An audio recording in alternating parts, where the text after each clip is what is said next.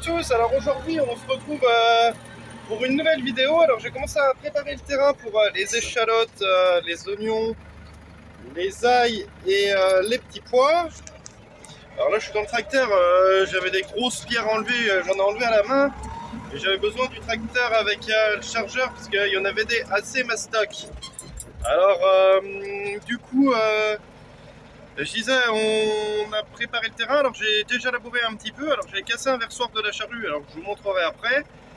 Et puis ben, on se retrouve après pour du rotavator.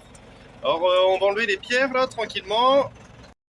Hop, je vous montre le labour là qui a été effectué, hop, sur une petite partie, hein, comme vous voyez. Hein.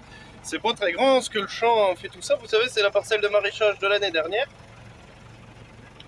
Alors on va faire les échalotes sous bâche le long des piquets, si vous les voyez. On les verra peut-être plus en face là, les piquets. Et après on enchaînera sur des petits pois et des haricots verts normalement. Alors je vous mettrai une vidéo bonus de la remorque à tuyaux que j'ai réparée, qui n'est pas fini de réparer parce qu'il me manque un forêt pour pouvoir le faire. Et du coup je vous la mettrai en bonus. Pourquoi? Parce que j'ai filmé plein de trucs ces dernières semaines, c'était complètement brouillon à la fin, alors j'ai dit je vais pas sortir de vidéo, c'est pour ça qu'on se retrouve après un bon petit temps. C'était complètement brouillon, alors je mettrai la remorque à tuyaux en bonus. Et là on va repartir sur des vidéos normales parce que c'était n'importe quoi.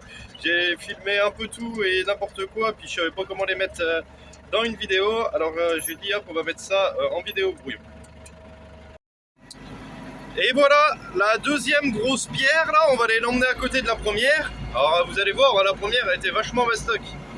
J'ai rempli un petit porteur, mon petit caisson rouge, vous savez, je l'ai rempli de pierres, des petites et des moyennes qu'il y avait. Alors en passant le rotavator, à mon avis, il y en aura d'autres. Alors voilà, hop, je mets dans le tas là, où je reprendrai plus tard. Parce que, comme vous avez vu, en face, il y a un tas de gravier, mais vu que je peux les prendre qu'une par une parce qu'il manque des dents, sur ma fourche que j'ai toujours parmi, que j'avais dit oh il y a le temps, il y a le temps, il y a le temps. Et quand on en a besoin au final, allez je crois que j'en ai bien pété une deuxième. Quand on en a besoin au final, je les ai toujours parmi. Vous voyez l'autre elle est à côté, c'était du gros calibre.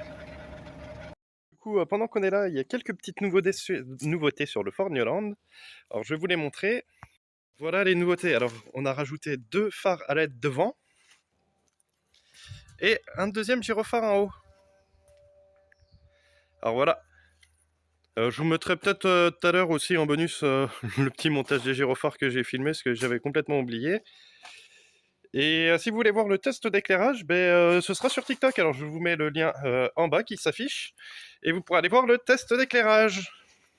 Et au niveau des charrues, pendant qu'on est là, parce qu'on est derrière, voilà, le berçoir a complètement pété, comme vous voyez. Alors il n'y a plus qu'à le changer.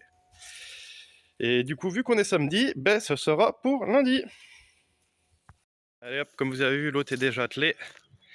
On le prend et on se retrouve dans le champ.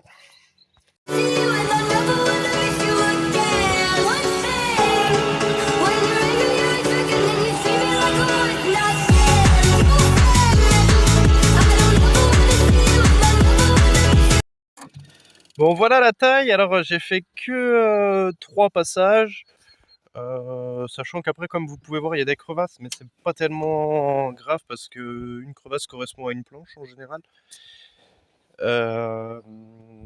Vu que je sème en 2 rangs la plupart du temps pour les petits pois. Et du coup, ça je vais le laisser pour le moment, je ferai demain sûrement avant de faire les petits pois. Parce que s'il vient à pleuvoir, alors déjà de la pluie sur du labour, c'est le caca. Alors si sur du rotavator, c'est encore pire. Alors du coup comme ça là, hop, on va mettre les bâches. Et une fois que les bâches seront mises, ce sera sécurisé, hein, on va dire, même si les échalotes sont pas encore mises. Et à l'autre bout là-bas,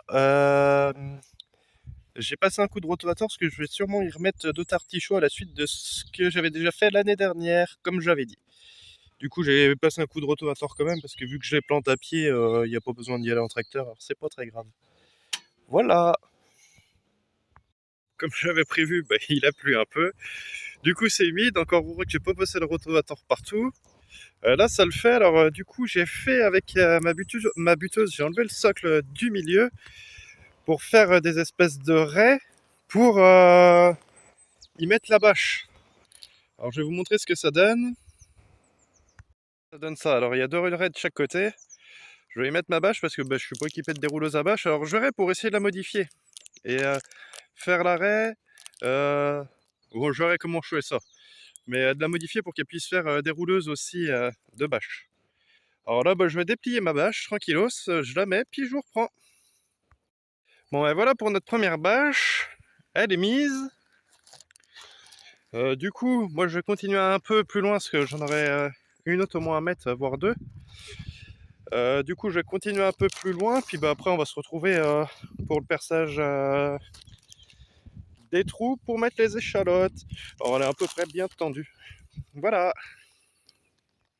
Bon les amis, cette vidéo va toucher à la fin parce que du coup il a pas mal plu. Alors du coup les échalotes, je les ai pas piquées pour le moment. On vous verra ça sur la vidéo, pas de cette semaine mais de la semaine prochaine, parce que je pense que je vais reprendre les points de vue sur la semaine. Alors du coup la vidéo n'est pas finie pour autant, parce que comme je vous disais, nous on va se quitter là, je vais vous dire à plus pour la prochaine vidéo. Il y a ma petite fille qui est en train de pleurer derrière. Et je vous laisse avec la vidéo bonus. Allez, et n'oubliez pas de vous abonner et de liker la vidéo.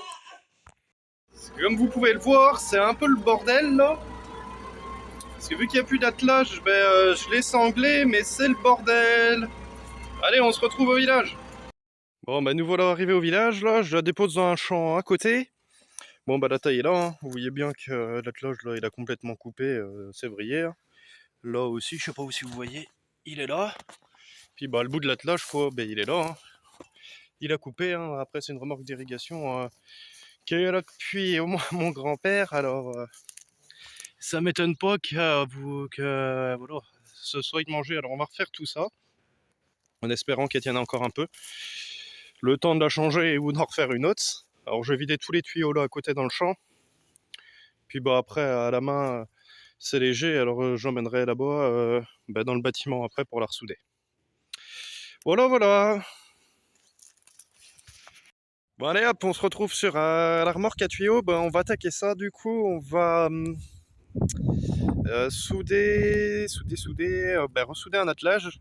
On va vider tous les tuyaux pour l'emmener dans le bâtiment. Ce sera plus simple. Et puis voilà. Puis on va attaquer ça. Alors j'avais prévu une autre vidéo à la base, mais normalement je vous aurais expliqué plus tôt dans la vidéo pourquoi la vidéo de base je la ferai pas, puis on va rester sur la remorque à tuyaux et la réparer. Voilà. Bon du coup, y a la remorque qui est arrivée ici.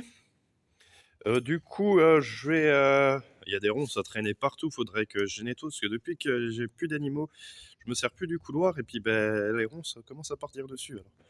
Faudrait que je nettoie tout ça, mais bref. Là, je vais souder ces 2 plats, là et là. Ces deux plats, c'est des tubes. Et après, j'y souderai ce gros attelage. Et peut-être que j'en souderai 2 autres plats par en dessous, après, pour bien maintenir le truc.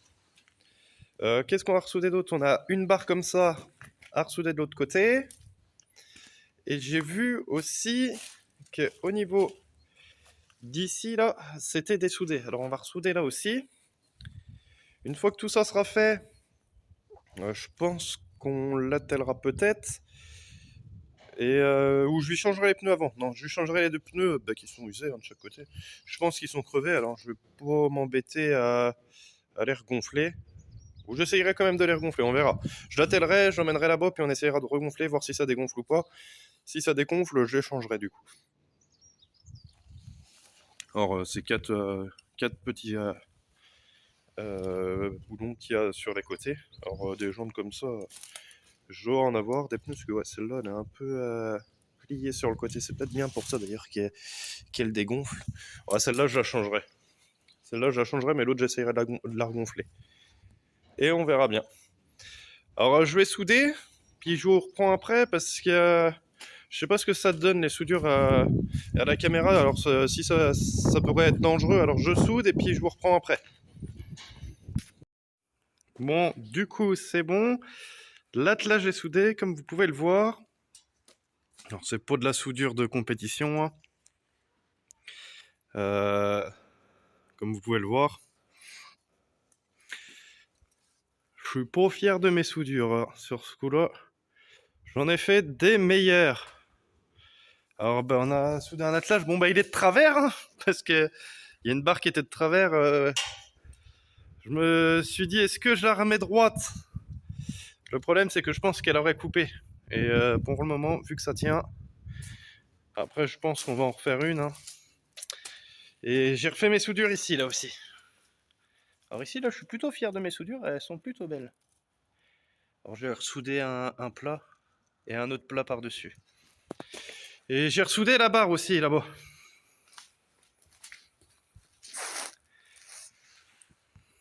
On va enlever toutes les cordes qu'il y a dessus, maintenant.